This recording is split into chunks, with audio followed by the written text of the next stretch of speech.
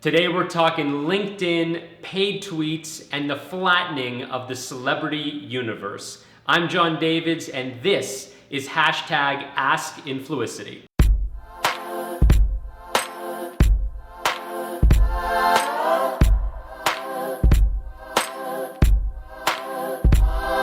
So I did a blog post a couple weeks ago called The Flattening of Celebrity. Got a ton of feedback on it. I had clients emailing me off of LinkedIn where the article was published just to ask me questions and follow up and that sort of thing. So if you haven't read it, I strongly suggest checking out this article. The link is below.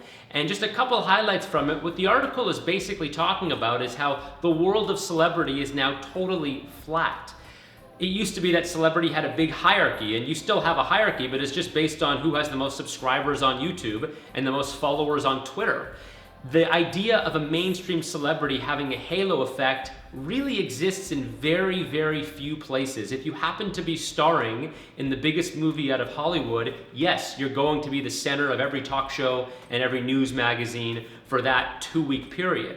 But at the end of the day, somebody who has a huge social footprint and is able to influence large crowds of people on a regular basis, those are the true celebrities, and it's totally throwing off the equilibrium of what we thought was a celebrity for the last 3, 4, 5 decades. So if you haven't checked it out, check out the article right now. Would love to know what you think. Question number 1. I started on Instagram 2 years ago, and I now have 110,000 followers. I've worked with a bunch of fashion advertisers. Should I start channels on other social networks?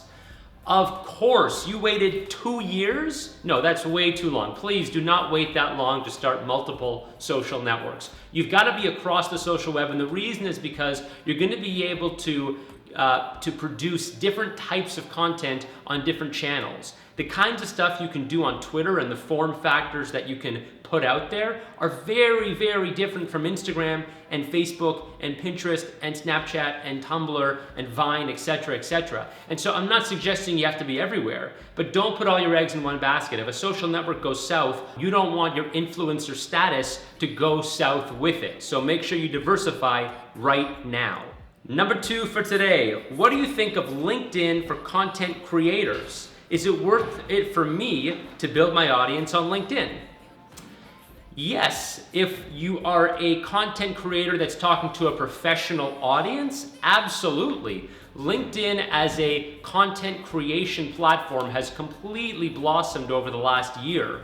They've allowed almost anybody now to create posts on LinkedIn, but if you check out who are the influencers on LinkedIn with hundreds of thousands of reads every story they put out and 50,000 followers, 100,000 followers, 1 million followers, a lot of them are just everyday people. It started off with folks like Bill Gates and Richard Branson, but now there are editors and there are small business owners and there are folks all over the world who are producing content on LinkedIn and getting more views and more reads than national magazines. So definitely, if you're talking to a professional audience, LinkedIn is the place for you.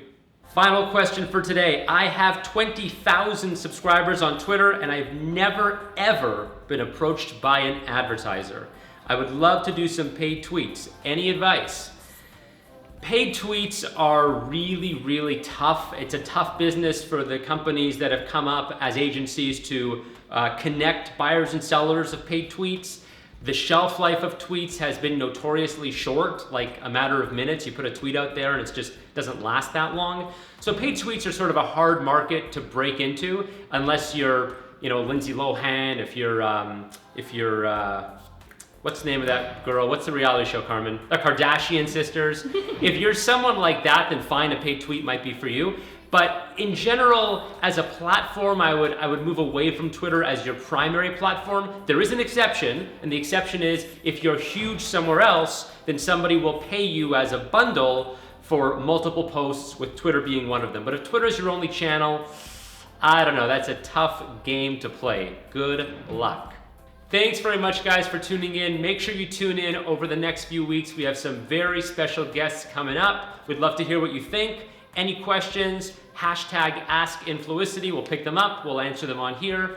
Follow me at Jonathan Davids, at Influicity. All the links are below. And of course, check out previous episodes right here. Talk to you guys soon.